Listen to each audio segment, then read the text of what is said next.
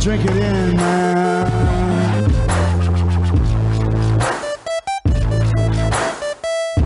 Touchdown, Detroit Lions!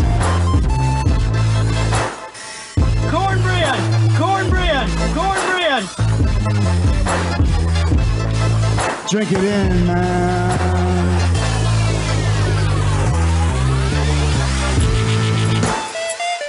Touchdown, Detroit Lions!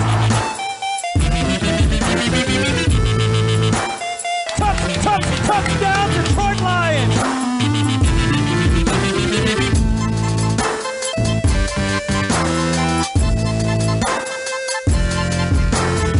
Cornbread!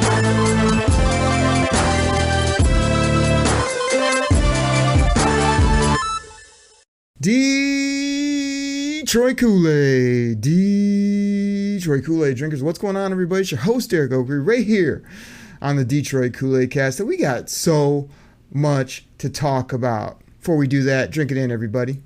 Drink it in, man. Side of cornbread. Cornbread! Make it a double. Cornbread! Everybody, this was a crazy game against the Seattle Seahawks. We had an amazing tailgate with the people. And the people consist of the millions. Millions and millions of Kool-Aid drinkers. Ford Field going crazy. Big game against the ATL coming up, and so much more to get into. So we got to do it with the one and only at Chops in the D on Twitter, on X. Chops, you were there live. We did it up big. We're still trying to recover. How you doing, buddy? Woo! Got to give it out to the people right away, buddy. Hey, it was a fantastic tailgate. We were there bright and early. We were cruising the lots. We were talking to the people. We were serving the Kool-Aid. We had a great pregame setup, man. It was a great game to be at, and we'll dive into it a little bit later. But man, what a great atmosphere coming off that victory in Arrowhead and bringing it to Ford Field. Oh my goodness, Chops. It was crazy. I mean, the day started with me not sleeping for about 24 to 48 hours straight. Then I had to make a 2+ hour drive to your house, yet my car had an issue not starting at 2 in the morning. I had to get that going. I got down to your house about 5 some in the morning. We hit the road around a little after 6. We got down to the lot. We set up shop. There were Kool-Aid shirts. There were Kool-Aid drinks. There was Kool-Aid music. There was grub. There were people everywhere. And as you said, man, we couldn't have had more fun. We'll talk a little bit more about this tailgate, man, because we found a great lot. I want to apologize to some of the loyal, diehard Kool-Aid drinkers out there. I was a chump. I was having so much fun that I wasn't on my phone. I wasn't on the Twitterverse. I missed some of your guys' where you trying to hit me up on the Kool-Aid hotline. I just did not hold it down from that perspective. But the reason was because we were serving up Detroit Kool-Aid and cornbread to everybody, laughing, having a great time. Chops, I know you got a few people you want to shout, as well as just we'll tell some stories about what went down and what happened before we headed over to Ford Field there for the ball game. Yeah, Okri. I mean, the morning started off a little slow as far as like the people go, but like because we were in the lot so early, you know, everybody was kind of bunched up in their own groups. Everybody had their music going. You know, we got the table set up, and lo and behold, a couple of people come by, and like Mike from Infinity Outfitters comes over, and he's like, "Hey, I know you guys. I think you guys have got some stuff off of eBay from me, and I've listened to the pod." And we're like, "Yeah, what's up, buddy?" And so he gave us some of his logos. He came back with a shirt that that had his stuff on it, and you know, of course, we had the championship belt with the Lions gear on. We had the Detroit Koolaid Cast shirts out. We literally had a bin of Detroit Kool-Aid that we were throwing out to the people. We had a perfect setup. You know, you being the tailgate guru that you are, we're like, Chops, we got to set up here. If we put the truck right here, we're going to get the whole line. Everybody leaving the lot's going to walk by. Everybody getting in line for the porta pot's going to be in right here. And you were spot on, buddy, because people were starting to line up. People would make eye contact, and then we immediately just like start riling them up and tossing Kool-Aid shoot. And it was just a great setup, man. We had some Canadian Lions fans, a couple of good-looking ladies that were from Canada, and a couple sweet dudes. That's right. Woo! We had a great little fan she was probably like 13, 14 years old. She was a little shy at first, but she was wearing an Unleash Hutch jersey.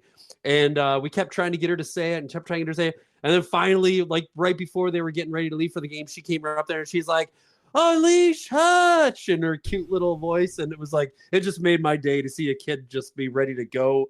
Her mom and dad were super cool as well. So yeah, man, it was just a great setup, a great tailgate, great pregame. We had some burgers, we had some brats, we had some breakfast sandwiches. Of course, we had a couple of blue Kool-Aids with a little bit of something in it. It was just a great day.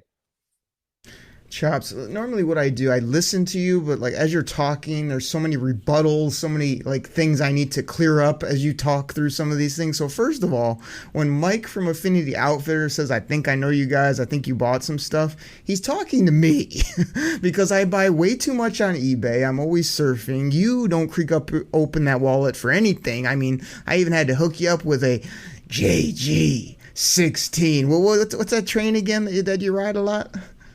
Oh, the conductor of the hashtag Goff train. Which we yelled at everyone who had a 16 on, as well as you mentioned the Canadians who were there to have fun. They would love the Kool-Aid. They were very enjoyable to talk to. I also yelled this at them and the young one that you mentioned, and many, probably hundreds of other people throughout the day, and it was simply this. Unleash Hutch. Anybody with a 97, we were giving that. You also mentioned that the title belt was out. The title belt wasn't just out. It was the WCW championship belt with Lions decals, with Hulk Hogan there wearing a ski mask, representing that Detroit Koolaid, which people love. Lots of photo ops for everybody involved. And yeah, man, we tried to do it up. We packed a truckload and a half of stuff. We probably used 25% of what we brought. There's probably 10 to 15 other things we wish we would have done that we forgot, didn't do, didn't have time for.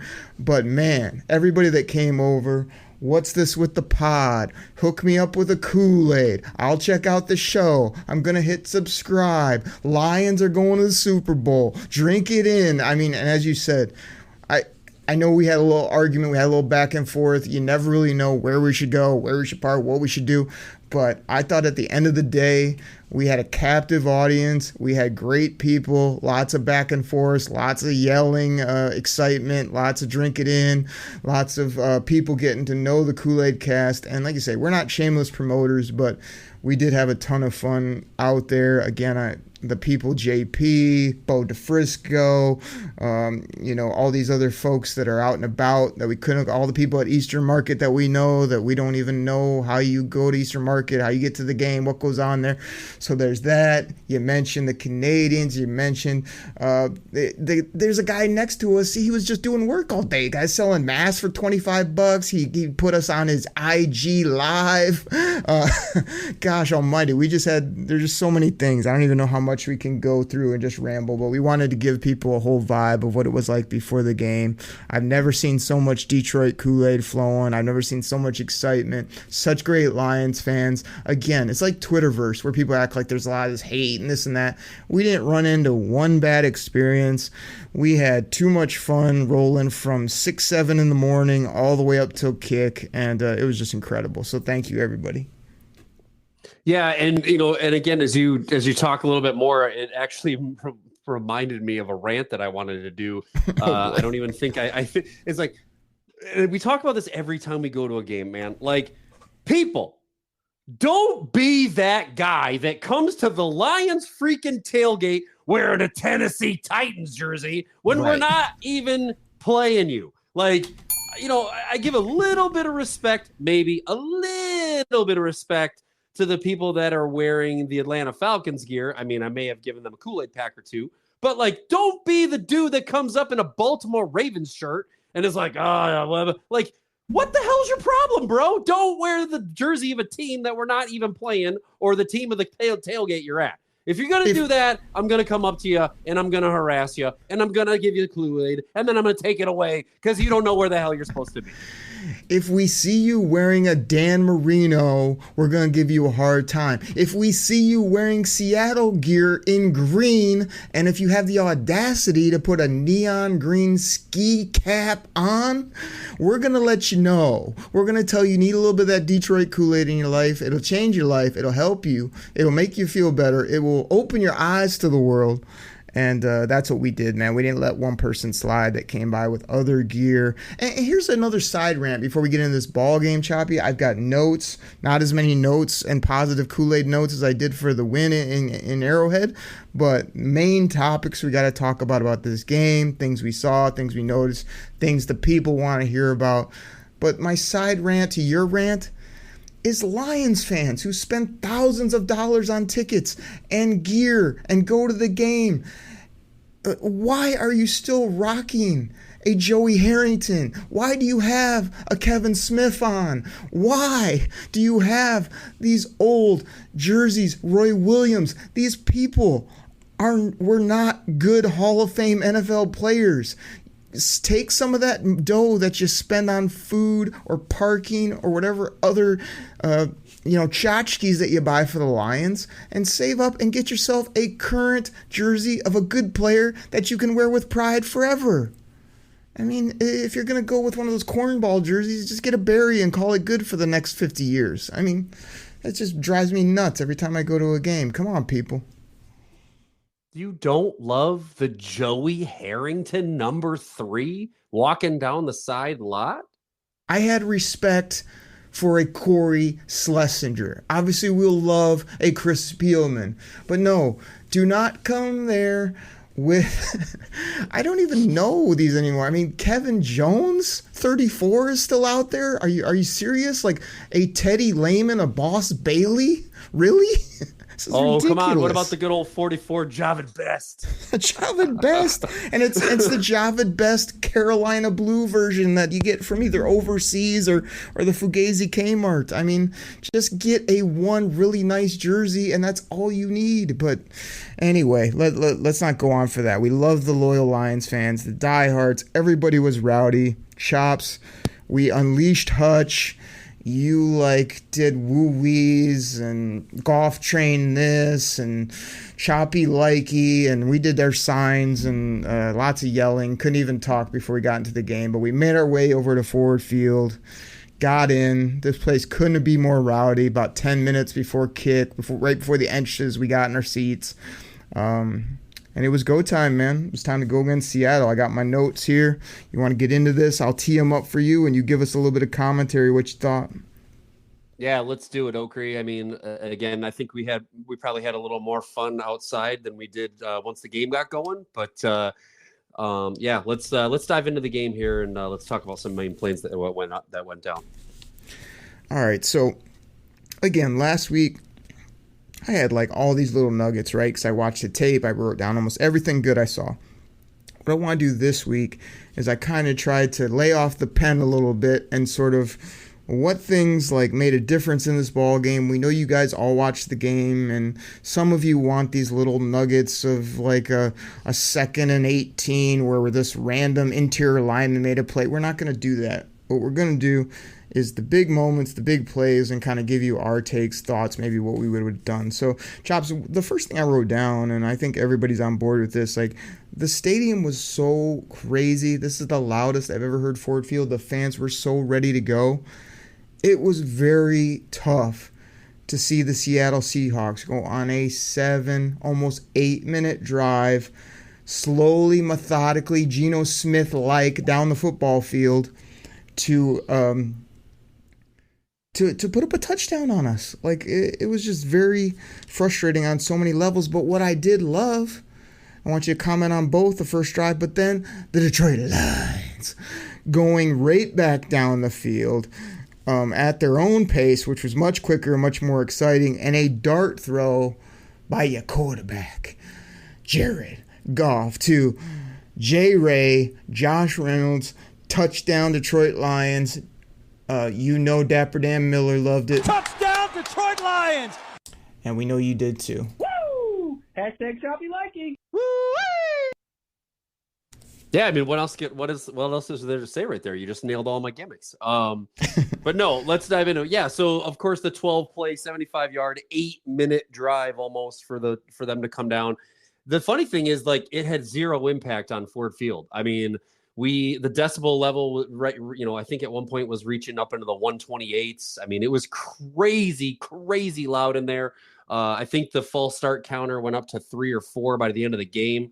So you think, coming down here and wasting about half of the first quarter on the first drive would have quieted us down, but no, it actually amped us up even more. And obviously it lit a little fire under the lines too, because I mean, look, that first portion of the drive was all rookie drive, baby. It was D Money, who on one side, it was a little bit of Jahmyr Gibbs. It was a little bit of Sam Laporta. It was all hashtag Goff train JG16 throwing dimes. And then to cap it all off, 2 big plays to my boy, Josh Reynolds. Woo!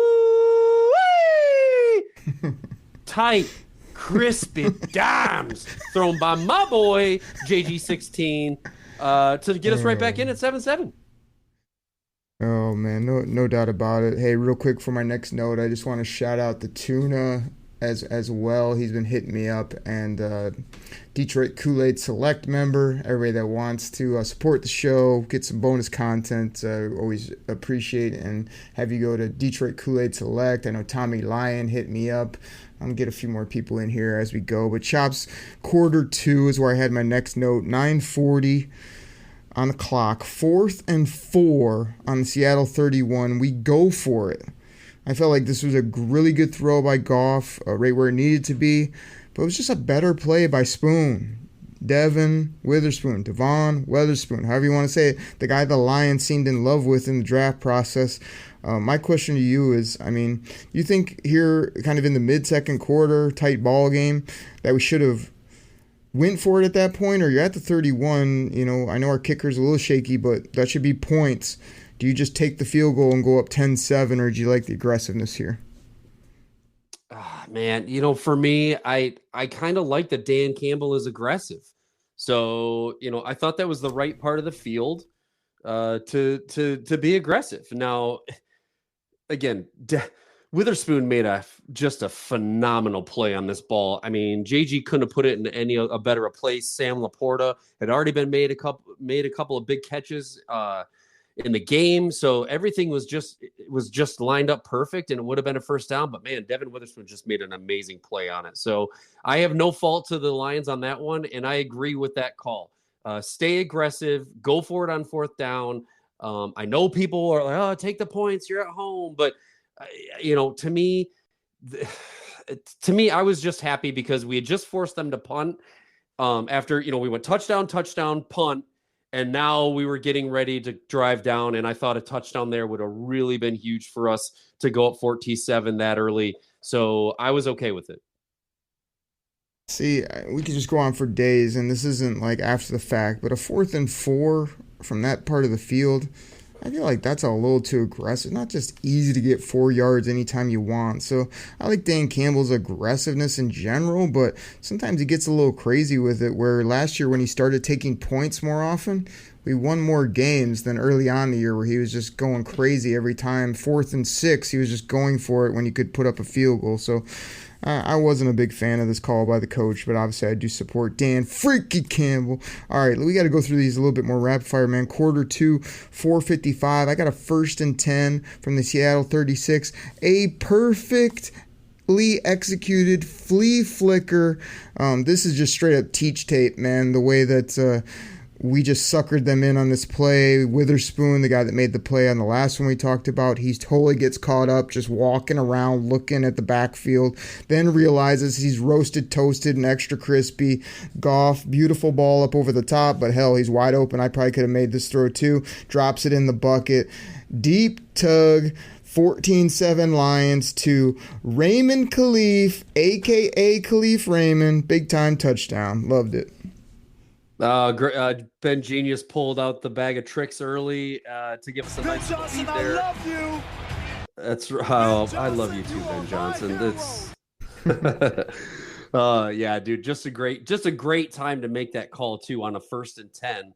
To take a shot. So we had just picked up a nice first down picked up a good 3rd down, 3rd and 5. And I think that actually had happened on a pass interference call. So Ben Johnson went right back, and just a great throw, a great catch, and a great way to take the lead there before the half. Jobs' first play of the second half. We did what we randomly do, which is actually get up at halftime and then get kind of just stuck in the sea of people. I made the awesome move of cutting through the upper bowl top row where you can just walk clean. Got back to my seat just in time to see Demo put the ball on the flow, fumble to first freaking play of the second half. Our boy Sammy Laporta just get absolutely blown up on this play, but to me, number 5, he's still got to hold on to this ball. You cannot put it on the ground there to start the second half. That really deflated. Tough play for the Lions. Yeah, that was rough too. We deferred the opening kickoff, getting it back first in the second half. And with a chance to go down the field and go up 2 touchdowns, really, which is kind of what I thought we would do. I thought at some point we would go up 2 touchdowns in this game and then never look back. But it was a complete reversal, right? The fumble, I think we fumbled, and within 40 seconds, they had a touchdown. 2 plays, 23 yards, 38 seconds, tie ball game. In fact, most people hadn't even made it back into the bowl from the half. We're doing whatever, getting beers, getting food, hitting the John, whatever they were doing. And they come back and they're like, what? 14-14? What happened? So that was very deflating. Demo's got to catch that, or got to keep that ball in his hands. That was a rough one, but turnovers are going to happen, but when they happen that deep in your zone, it just kills you.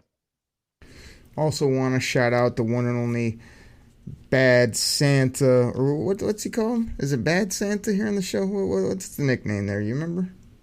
Oh my gosh, it's not Bad Santa. It's not young. He's young Santa. He's a young. He's young Santa, but he looks old like Santa. But he shouts out our show and hits me up on the Kool-Aid hotline, and he's in some of my fantasy leagues talking noise now. So shout out to young Santa with an old beard and Mrs. Claus and Kool-Aid and cookies. Mrs. Claus, that's right. Whatever else he's got going on there, and we got to shout out, even though we didn't get to see her. We were supposed to meet up. It was just knew it was going to be crazy both before, after, and during the game. The great Natalie Sparbeck and friends were out and about whooping up the Lions. She's like a reporter now. Every little message I see on Twitterverse from her is like reporting news, it feels like. Yeah, I know. I was bummed that we couldn't meet up with her, and the other one that was out and about at Easter Market we didn't get to see was Go Blue Lexi. So yes. That was kind of a bummer too. Go Blue Lexi did Michigan game, Lions game, straight to 50 Cent concert, and I guess Eminem showed up as well. So that's quite a day and a half there for her. But wish the Lions could have got this one. But let's keep this rolling. The Oak replays of the game. I have here quarter 3, 13:03, 1st and 10. This was a TD screen ball to Demo, gets called back on some bogus pass interference, which the jabrones on the network call and the NFL slackies all said was a bad call. Still doesn't matter because we just come back and we get a Demo running touchdown after that. But how about the call on this one? The 4th down, go for it again. I believe was on this set of plays after the penalty. Incredible, nice little inside trick handoff to Amon-Ra to move the sticks, and then we just pounded it on them. So NFL tried to take it away from us. We went back and got it. Yeah, it was good resilience there. To not let us get us down, just get right back to work, shake off the officials, and a lot of people, I guess this spring, this is probably the right time to do it. A lot of people are complaining about the officiating. But officiating is going to be bad every game. There's going to be a missed call here. There's going to be a missed call there. I'm not excusing it by any means because I am still a very big advocate of there actually being a referee accountability. I think these guys should get graded after every game. And I think if your grade sucks enough times, you need to be given the boot. But in this case, I really cannot defend the Lions cost us the game people because, I actually think Seattle got way more calls than we did. But it doesn't necessarily matter when the calls happen. It's what or how many happen. It's when and where they happen. But we just battled through that one. So it was good to see the Lions get through some adversity and battle through. Chops, you mentioned the refs. I'll just mention them quickly too. They were simply this. That's terrible. Yeah, exactly. Hey, Chops, we're gonna like move around our ads and do some different things because we're going long here on this first segment, but we still got lots to talk about this ball game. So we'll figure it out for everybody. But this will be a longer first segment, and then after the breaks and whatnot, we'll talk about this Atlanta game. Chops has some hot takes on a couple things, but Chops, we got to talk about more of these plays, man, because this is what the people want to hear about. Like, how about this one? Quarter 3, 4th and 1. 7:05 on the clock. Seattle on their own 42. They go for it. You go back and watch this on tape. Aiden Hutchinson has this play dead to rights. I don't know what he's doing. He's unblocked on his end of the line. It's a run play up the middle, and he like chops his feet, stands there, looks at the running back, and then doesn't attack until he gets going forward and it gets about 2.5 yards for the first down. Like, I watched this one multiple times, and this just feels like a play where Hutch would normally just see it and go and attack and stop them, and we'd have the football. And for whatever reason, he just didn't. I know sometimes you got to hold edges and whatnot, but on 4th and 1, he was cut loose and did not make this play. It was tough to watch. Yeah, that was a rough one. That was a chance for us to get the ball and to stop a field goal. Giving 3 points that they were able to nab from us, but Hutch is getting where he needs to go, but he's getting to he's getting 90% of where he needs to go, and it's happened both games now. The guy's like leading the league in QB pressures, but he's just not getting all the way to the quarterback. And I don't know if that's just because they can focus on him, if something is just missing, but this D line they got to start getting some sacks. I mean, 1 sack in 2 games, and that came from Anzalone on a play where Geno Smith decided to go all Geno Smith and run around like a madman and almost get himself a safety, and Anzalone came in. But other than that, like, the D line is not getting the penetration that I expected them to get. Hutch he's there, he's the guy. But I think he just needs a little bit of help, some pressure from another source so that they can't just keep doubling up on him. Did you get that message, Hutch? Unleash Hutch. I'm ready to unleash Hutch. Unleash Hutch. I agree, man. He keeps getting close, still doing some good things, but not on this play, and lots of almost and maybes. But those don't count for anything in a ball game like this.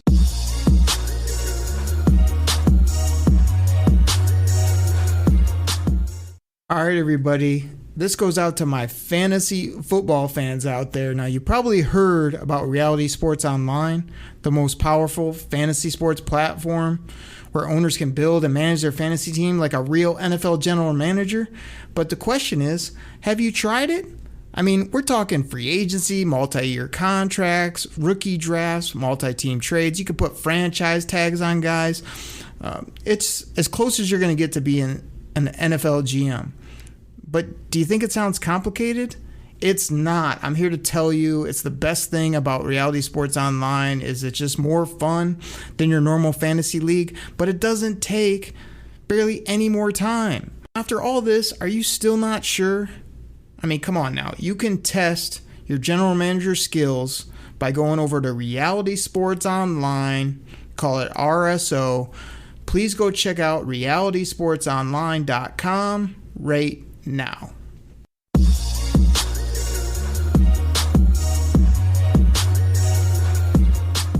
Gosh, Chops, like, one thing I just want to say why we're going long and why I have these notes is because we're at the game and it was crazy, it was frustrating, it was up, it was down. But when I went back and watched this game, I mean, it was a fun ball game. Lots of plays, back and forth, scores, comebacks, lots of crucial little plays. So right here I have, kind of after we missed that fourth, 3:33 on the clock, me and you argued about this live. I know you don't like to admit when you're wrong, but I went and I go back and watched it on tape. This was a pick six for Kerbo. It was a clean blitz by my boy, Brian Branch. Got to the quarterback clean. Gino got ruffled, threw it just blindly. Kerbo has both hands on this football, and you said he was out of bounds. I watched it multiple times. He would have picked it and easily got going up the sideline for a touchdown. He was nowhere near the sideline, but he didn't catch it. I mean, he did not catch it. He would have been gone.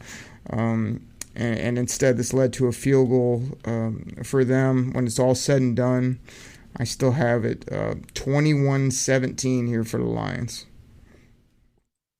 Yeah, on that play, I said what I said, and I meant what I said. And you can go back and forth and say that he could have magically picked that and ran it up the field for a touchdown. But I'm telling you that the momentum that he was going, he has his hands on the ball, but he is going to catch that ball and his momentum is taking him out of bounds. Unless somehow he is freezing time and putting his legs back in front of his own body so he can catch his momentum and actually go. Let me just stop you. You did not see it again then, because it's obvious. We don't need to spend any time on this. He's not running himself out of bounds. He just did not catch the football. He's about 2.5, 3, 4 yards away from even anywhere near the hash of the sideline. I mean, it's not even debatable at this point. Can we keep it rolling? Just say you're wrong and we'll keep going. You can admit you're wrong and we'll keep it rolling. You brought it up. You want to argue about it and expect me to not argue? You didn't watch it, obviously, because I went back and watched it. I would have said, Chops, you were right. He would have flew out of bounds. Chops, you were wrong. He wouldn't have flown out of bounds. He would have caught it and went to the house like I told you live and what he should have done. Could have changed the ball game. He should have caught the ball. So, okay. Exactly. Sure. I'm not admitting I'm wrong. I'm not going to admit that I'm wrong, but you can think you're right. It's terrible. I don't know what you're watching. All right, quarter 3, 27 seconds left. 4th and 2. I just don't get this. Like, we go for it again, kind of at the middle of the football field. We run like a PA, but I think it was Gibbs that got blown up on the play. Jared Goff running for his life. Throws a good ball to Ray J.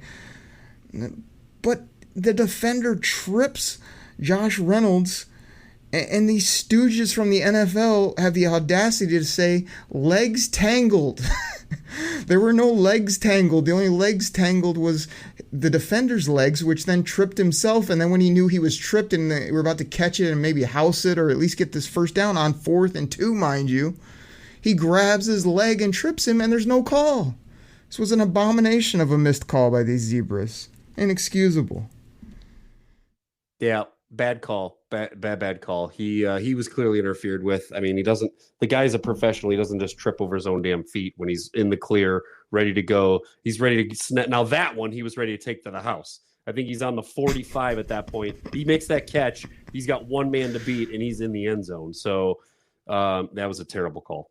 I don't know. I think he might have been heading out of bounds from inside the hashes or the numbers. Anyway, here's one I'll give to Seattle. What a bogus intentional grounding, too, by these referees. Like, nobody was blitzing the quarterback. He wasn't rushed. Geno Smith just throws it, obviously, to the back pylon. His receiver runs an out route, and they call it intentional grounding just because the guy ran a wrong route. Like, what are these refs doing? Do they have ever read a rule book? Do they know what they're watching? Like, this is just, I mean, that was one for the bad guys, but it was just such a horrible decision call and just a joke. These part-time lawyers that they got out there with striped shirts, it's just ridiculous. I'm going to keep it rolling here on a couple. A TD on Jury Jacobs. You guys know how that's spelled. Juurryy. Jury Jacobs was getting roasted, toasted, and extra crispy all day, but the reason was because you manned him up on DK Metcalf with no help, and you told him to play 10 yards off. A horrible combination on so many levels, but here he just tries to, I don't know what he's doing. He just sort of thinks he's going to run with Lockett across the football field. And, of course, Lockett beats him. Perfect throw. 24-21 Seattle at that point. Like, you got to help this guy, or we got to get Manuel Mosley out there, because it just was not good for number 23. Chops, here's one for you. Quarter 4, 8:07, pick 6 by your quarterback. I watched it multiple times. This was not a bad route by Jahmyr Gibbs. This was not some miscommunication. Jared Goff was not hit before he threw. He was rushed a bit, But as well as he played, his numbers weren't eye-popping, but he did play well. But you can't just erase a bad throw pick six when this ball's behind him when Jahmyr Gibbs is wide open. It was a tough play to watch. I mean, there's so much for me to dispute with you on that. I mean, I could spend the next 15 minutes telling you why that's such a terrible take. Yes, he should not have thrown a pick six. I will agree with that portion of it. It's a bad time. You're driving. You need to turn it around. It's not a good time. I mean, the guy only went how many, 400 completions between interceptions. It was a bad time. The guy still had a QB rating of 112 for the game. He had a phenomenal game, other than this bad mistake that cost us and hurt us bad. So I will concede that. Yes, this is a terrible time at the beginning of the fourth quarter when you're only down by 3 to throw a pick six that deep in your territory. So not good. Okay, well, at least you got around to it because there's really no, it wasn't a hard throw. It was behind him right to the defender. He got hit after the play. I mean, these are throws that he makes and other quarterbacks make, or at least put it in front of him on the ground or something. It's just, I guess Dan Campbell has no idea what he's talking about when he says that Jahmyr Gibbs ran the wrong route, but that's fine. You're smarter than Dan Campbell, Oakley. You are. So you wouldn't have gone for it on fourth down. You say the coach is wrong and that Jahmyr didn't run the right route. So whatever you say, buddy, you're right. You're smarter than Dan Campbell. Not only is it clear as day, but your boy that is driving this train you talk about.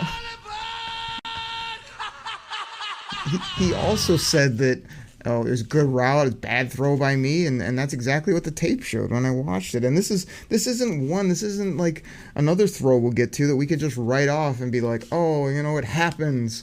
That's 7 points the other way, making it 31-21. I mean, it's big time play. So I heard a lot of people on the radio calling the old 97-1 ticket, being like, oh, he played great, but let's just forget about the pick six. Let's not forget about it because it was bad, and I don't care if it's the first one in 400.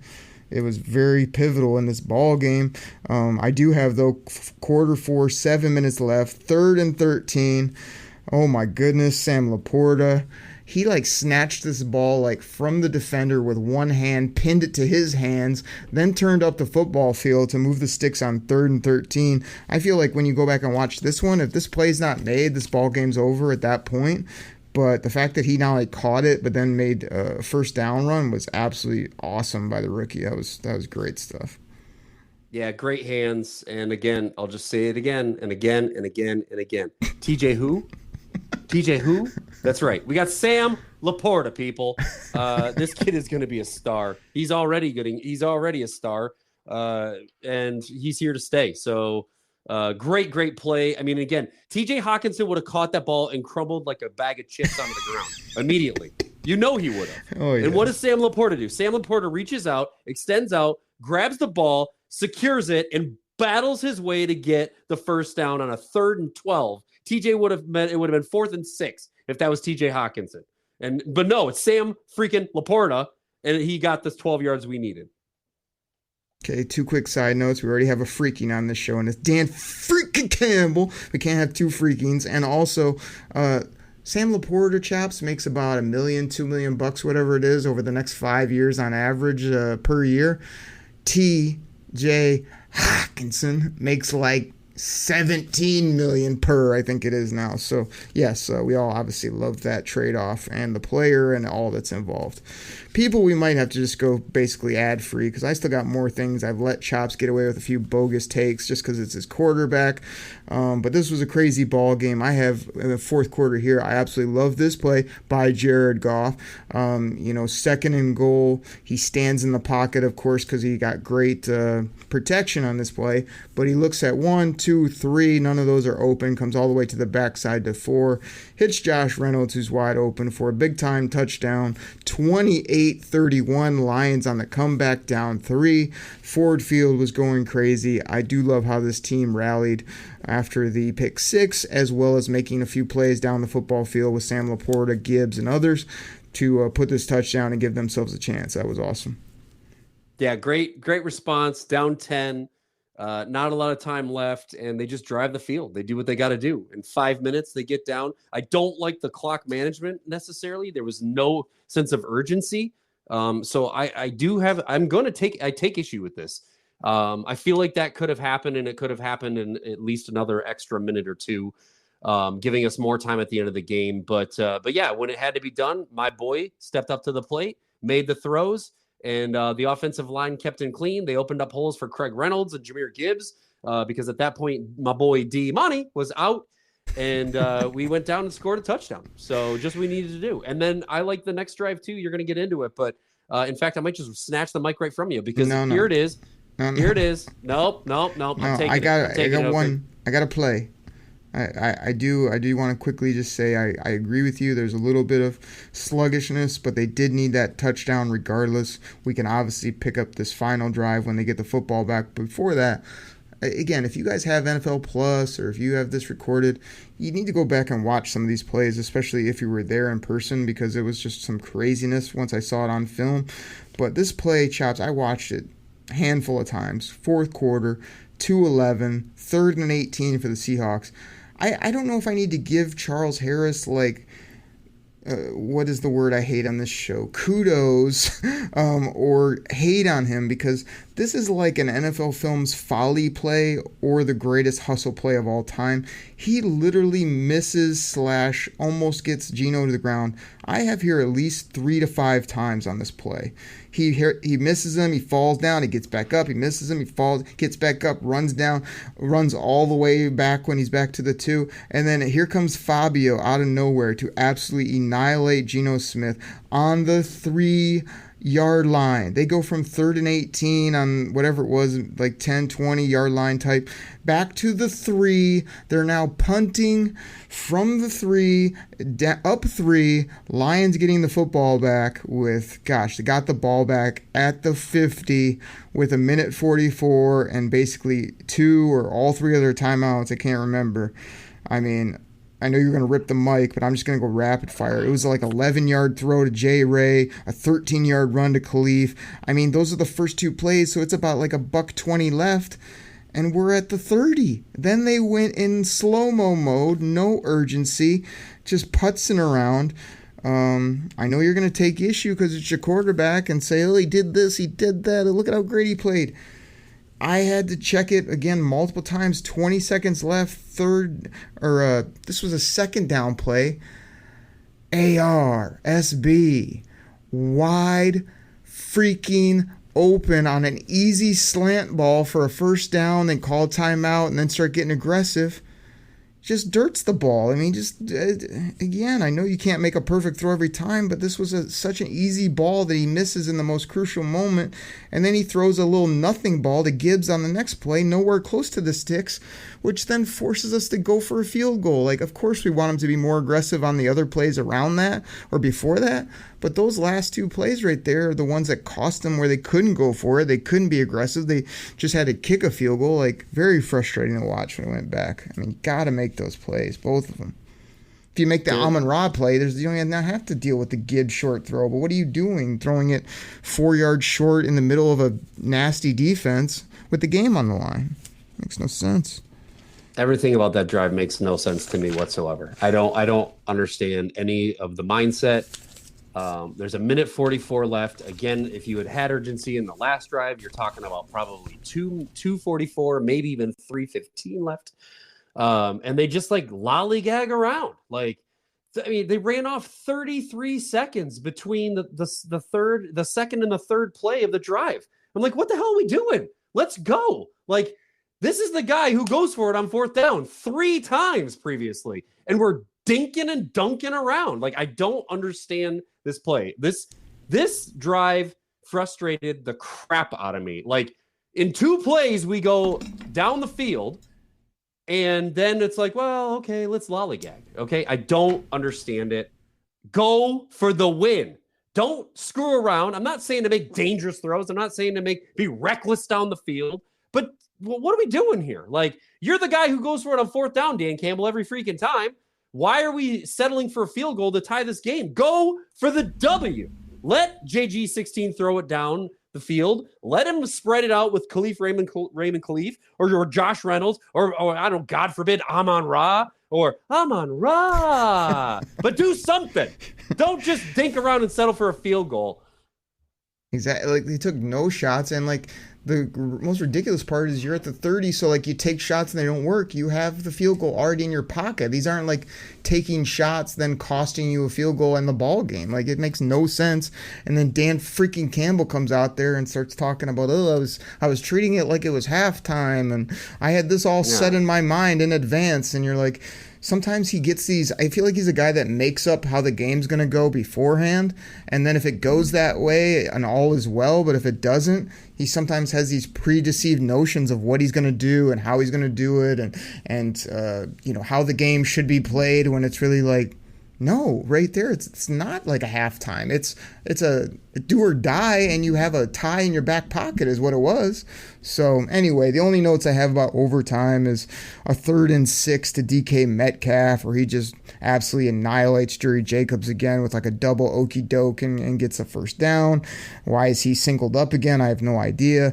And then 3rd and 2, obvious hold on Hutchinson, which like you're like, oh, they could call that. They couldn't. The ref's looking right at it. That's a 10-yard penalty. It would make it 3rd and 12 from their 15 type yard line. I'm pretty sure they're not going to score a touchdown on us on that play. They kick a field goal. We get the football. We'd probably go right down on their Rudy Poo Candy as a score. But no, referee just decides, I'll just keep my flag in my pocket for the first time in his life. And then, it's just a little out route, touchdown, get the pylon, ball game. It was just very frustrating ending to what was a great day, incredible Ford Field, and I know we meant to just rumble through those, but I got all riled up because I wanted that ball game and didn't play great, but still could have had that ball game, and instead just kind of let it get away in the end and didn't seem to want it. And it's not the end of the world, but more frustrating when I watched it on tape and to talk about it right now. So tough one for the Lions. It's hard when you're there, Okri, like you mentioned, you're there, you're in the high of the moment, you're in the high of the crowd. It's crazy, it's loud. But you're right. When you go back and look at the game, it was a crazy back and forth game. I mean, again, you're down 10 with not a lot of time left, and we stormed back. And then it was like after all the storming, we decided to jump out of the squalls and then take the tie, which I don't understand at all.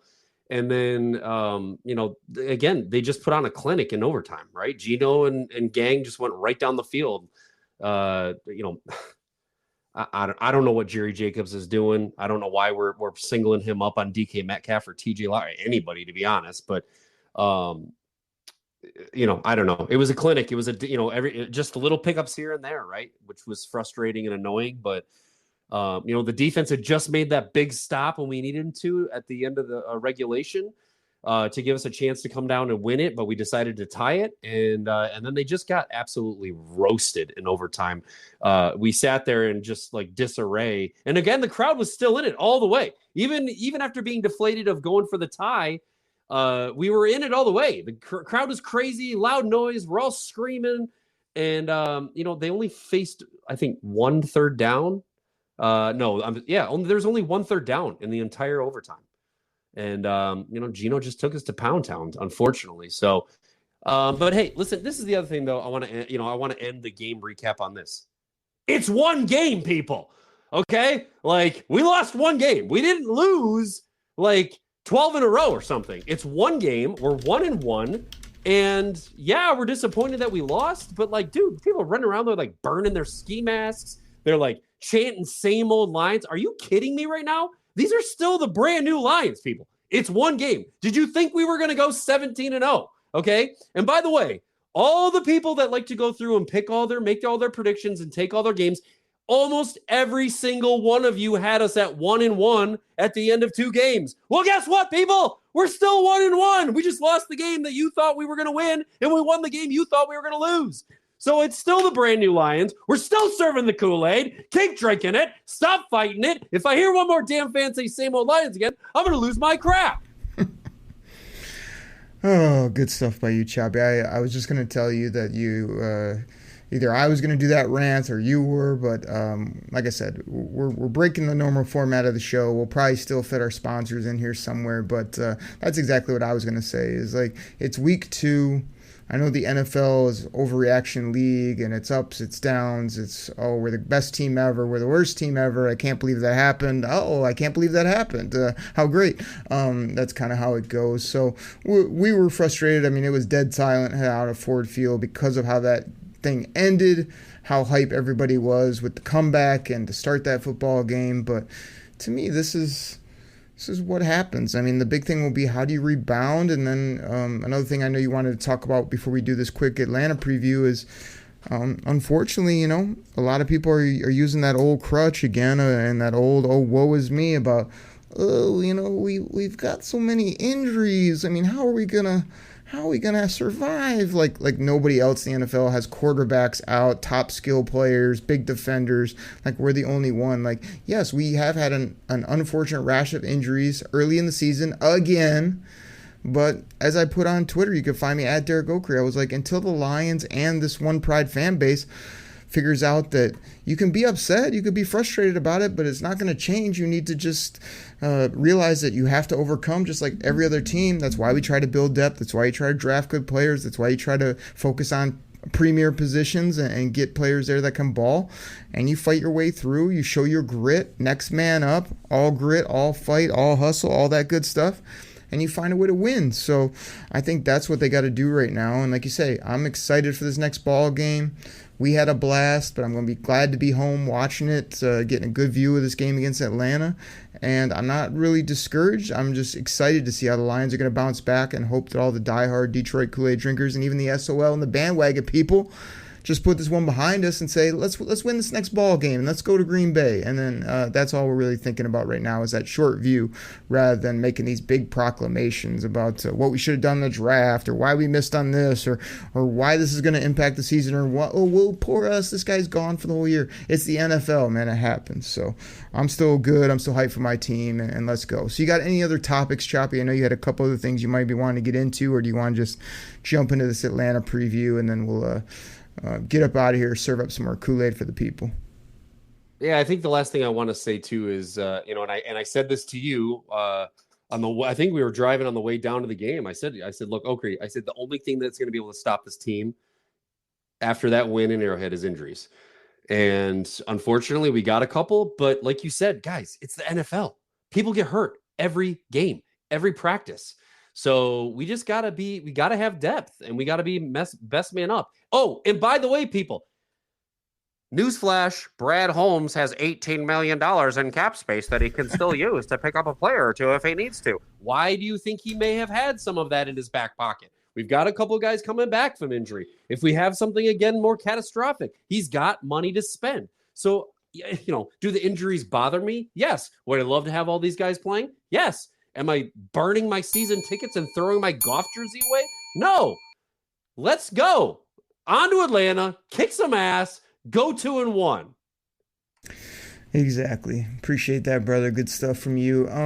Yeah, we've been kind of all over the place here on the show. I guess, with Atlanta coming to town, again, it's another home game for the Lions. I have no idea how the Atlanta Falcons are 2-0. I realize that they have some fun, quote-unquote, skill players. I mean, we all know Bijan is a beast. He's played really well for a couple games, but he's still a rookie. Me and you talked about the fact that I've always loved Kyle Pitts. I wanted the Lions to possibly get Kyle Pitts. I've watched Kyle Pitts for a couple years now, or I haven't watched him because he's rarely out there. When he is out there, he rarely gets the football. So he's a fun name and a good player, and the Lions always struggle against any tight ends, Will Dissly or Kelsey or anybody, to be honest. But I think Kyle Pitts has shown himself maybe to not be a very good NFL player, or to be maybe not as advertised, but we'll see. And they have Drake London, they have other receivers, they have this, they have that, but I don't think this is a very good football team across the board. I mean, their defense, their overall, I mean, they have a unique offensive scheme, I guess I would say, with their head coach and the way they do things. But this is not a team where I'm going to go, oh, we're going to put a 40 burger on them before the season to, oh, they're 2-0. This is a coin flip. We're in trouble. We're the underdogs. No, this is still a home game. This is still an inferior opponent that is riding high, that you should be able to knock them off their pedestal, kind of like Seattle just did to you. So that's kind of the general sense I have heading into this ball game. Yeah, Okri, a couple of things there. We're still a favorite. I think we're favored by 3.5. To me, this game is going to come down to our defense, right? Are we going to be able to step up in a storyline that is not? I have not seen one take on. I have not heard one person bring this up yet, but the thing that's honestly like super interesting to me, Bijan Robinson versus Jahmyr Gibbs, the top 2 running backs picked in this last draft, going toe to toe, baby. Totally different style runners. With D Monty out, this is going to be starter versus starter, pick 1 versus pick 2. When it comes to running backs, this is going to be an awesome game. Again, we've got him at quarterback. I think we've got him at running back. I know we've got him at wide receiver, and I think our defense is better than them.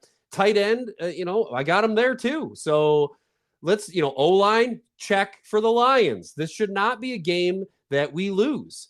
Let's bounce back. I think we're going to do so. I think that they're going to come out and they're going to ball for the people at Ford Field if we come back and show out for them again. Because the players were disappointed that they lost in front of their fans. Almost every single interview came out. We want to win one for the fans. You guys came up. Detroit versus everybody. We got grit. One pride, going on and on and on. They want to win at home for their team or for their fans, and they're going to do it this week, boys and girls. They are going to do it, and they're going to do it by at least 7 points. So a couple quick things on that. First, I need to give you a quiz, Choppy, and for all the people out there, we need to get this right. We'll get it right here on the pod eventually. Chops, we need to describe Jahmyr Gibbs the way like Brad Holmes does. Do you recall how I've been coaching you up on what he really is? Because we know Bijan Robinson is a running back. But what is Jahmyr Gibbs? Well, first of all, I'm not going to fall into your trap about what you have been telling me Jahmyr Gibbs is, because the very first person to say what Jahmyr Gibbs was me, and that's he's not a running back, he's not a wide receiver, he's a weapon. And you can add whatever adjectives you want to it, but Chops is the one. Hashtag what Choppy said. I called him weapon first. So you don't get to steal my gimmick, just like you stole my boy Brian Branch gimmick. You're not taking my boy Gibbs either.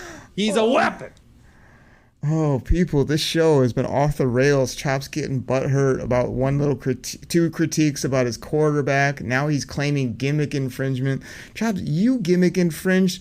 Always open for business. Brad Holmes, who told you when both of us weren't very happy with him taking Jahmyr Gibbs, we said, don't worry, he's a positionless, multidimensional, elite weapon. That's how you got to get it right. You got to get all the adjectives, not just weapon. It's more than that. Just ask Brad Holmes. But I think it's actually going to be kind of a blessing in disguise. I kind of love how Demo, not D-Monty as you refer to him, has been rolling. But I think not only do we cut the kid loose, I want to tell people, again, I know we're going long. I know, but there's stuff that needs to be said. All of you people out there, Chops included, who hit me up or wants to say, well, we maybe should have got Jalen Carter. He's a really good person, and I knew it all along that he was going to be this dominant, that's all I hear now. If you want to go back and check the stats, Alvin Kamara, all these good running backs, they don't come out of the chute and are just incredible. And the ones that do come out incredible doesn't mean they're going to be incredible their whole life. So I still love everything I've seen from Jahmyr Gibbs, from his size, his speed, his elusiveness, his breaking tackles ability. I have no concerns. I just need to get him the ball more, be a little more creative, and find some space for him to use his talent. So there's no way I'm debating this draft pick. I know you threw that out there as well. It's week 2. Are we really doing this, people? Are we really like looking at our picks and looking at our team going, I really think we need to rethink everything? It's week 2. Like, you got to let this stuff play out. We'll know by about week 6, week 8, what really football team we have and how this is shaping up. Right now, it's too early to say. I have no retort because we don't have enough time on this pod. We will go an hour and 45 minutes. And like earlier, you know you're wrong. I cannot believe you didn't admit you were wrong earlier. I can't believe you're not going to tell the people that you didn't hit me up with that bogus text about Jalen Carter and questioning Jahmyr Gibbs. Like, just admit some of these faults and we can move forward. It's not hard. I come on the thing all the time. I was wrong. I made a mistake. Look at that. It's better. I will read verbatim the text message that I sent for you. Are you ready to listen to this, people? I can't wait for this. An argument over this. Ready? Quote, this is no knock on Jahmyr Gibbs at all. Our pass rush has been awful. Carter, Campbell, Laporta, and Branch would have been a hell of a haul. And then you're like, oh my God, come on. Don't be that guy. You hate Brad Holmes. You think Carter is better. No. I didn't say any of that. I said, I'm wondering what it would be like if we did this. I did not say we should have done it. I didn't say this was a bad pick. I didn't say I'm smarter than Brad Holmes. Again, you want to twist things and create this narrative to make you look smarter and me look dumber, and that's fine. You want to do it to entertain the people, great. But you've crossed the threshold for one pod, brother. So I just want to check, Brother. that me twisting things was you reading your part of the text verbatim and then going boola boola on my retort. The reality is that for you even to question, for you even to think, for all the work we did of looking at Jalen Carter and all his faults and missteps, for people to act like those are all gone because he has a few pressures and maybe a sack or two already, big freaking deal. Like, I could care less, man. It comes down to the people, the love for football. They know Gibbs can make plays and put the ball in the paint, so I'm just not playing that game on any type of level. And so that's well documented. Go back and listen to the pod. Me and Logan would have taken him at 6. You didn't want him. That's fine. I'm not saying that we made a bad choice. I'm not questioning the strategery that is Brad Holmes. All I said was, man, our pass rush has been awful and Jalen Carter's been good. That's it. I didn't say trade Jahmyr Gibbs. I didn't say he's a bum. I didn't say any of that stuff. But I call you on it, and I call other people on it because you did the half and half take. We don't have half and half takes here where it's like, what would it be like with Jalen Carter? But I also love Jahmyr Gibbs because you're going to then, when Jahmyr Gibbs blows up, you're going to be like, I'm so glad we took Jahmyr Gibbs because he's a ball player. Like, you can't have it both ways. You either got to, like, stick with our guns. Get it right. Okay, he's a freaking weapon, so we don't need your big, slow, lazy defensive tackle that you didn't want, but then you wanted. Now you want him back, but you don't want him because Jahmyr Gibbs is going to be good. We could do this all day. I have so many people tell me we should have done this until the other thing happens, and then they tell me they're happy with that. That's not a take. So, anyway, Chops, Lions, Atlanta. I need a score. I need a prediction. How's this going down? How about you go first? You let the people know, since you're smarter than all of us and better than Brad Holmes and Dan Campbell. So you tell us what's the score going to be. I can't wait. All this snark, all this ridiculousness from you today. I'm glad to go first. This is a ball game. This is a bounce back game for the Detroit Lions. This is a show me game. This is the Atlanta Falcons are gonna. No, this is going to be a little bit of a back and forth offensive type ball game if you ask me, but I feel like the Lions just going to kind of smoothly win this game. I feel like it's going to be, I'm going to give the Lions 31. I'll come in with the Falcons at like 23, a nice safe victory, not like biting nails to the end, not a scummy looking game, just a offensive show from Detroit. Some plays on defense, win the turnover battle, coast to a victory, and remind these guys from the ATL that you are the Atlanta Falcons. You're going to be picking high in the draft. I'm glad you had a couple nice wins. Your story's over. We're here to stay, and we're showing up for the people. That may have been the smartest thing you said this entire podcast. There you go. The final score will be 34-27 is what I've got. any takes, or it's just how's it going to go down, or are you just going to drop the score and that's it? Yeah, I mean, I gave the rundown. We're gonna come in and I think we're gonna dictate the play. Like they're ready. The players are ready to go. They are ready to win at Ford Field. It's going to be a bit of a back and forth because they do have talent on both sides of the ball. Their defense isn't anything to just say they're terrible. I mean, their yards allowed are pretty respectable right now, but it's still Ritter. So at some point I expect him to make a bad mistake that costs them. But again, I'm super excited to see the head-to-head between our two guys there at the running back and weapon position. I feel like they have 2, maybe 3 defenders that I can name, and then a couple offensive pieces, which they all took in the top 10. So good luck with that. But Choppy, it's been a little bit of a contentious show. We had a hell of a tailgate. We were hyped for that ball game. We had a great time, but we were frustrated. We were excited. We were fired up. We were sad. We talked all about it here on the pod. We teed up some of the tailgate craziness, tried to give some shouts throughout the show, talked about Atlanta, argued about a few things. Of course I'm right. That's how this show goes. Good luck to you next time when you try to tell me something that you know is wrong, but you try to say you're right. But I think we had fun. I think we entertained the people, and I think we did what we always do, which is serve up that delicious Honolulu blue flavored Kool-Aid for the people. You know what it is. I mean, it's just time to drink it in. Drink it in, man. Side of cornbread. Cornbread. Make it a double. Cornbread. Since I took a couple cheap shots, Chops, you got anything before we get up out of here? All I gotta say is show up to Ford Field on Sunday, baby. Woo! Because your Lions will not disappoint you 2 weeks in a row. Let's go! Bring that noise, bring that passion, that grit, that excitement. It's only week 3. We get a win. We're 2-1, heading to Lambeau on Thursday night under the lights. Drink it in, everybody, and we'll catch you next week right here on the Detroit Koolaid Cast. Okay, everybody, we're out. Pack the bags, start the plane. This game is over. It is over. What a comeback by the Lions. Drink it in, man.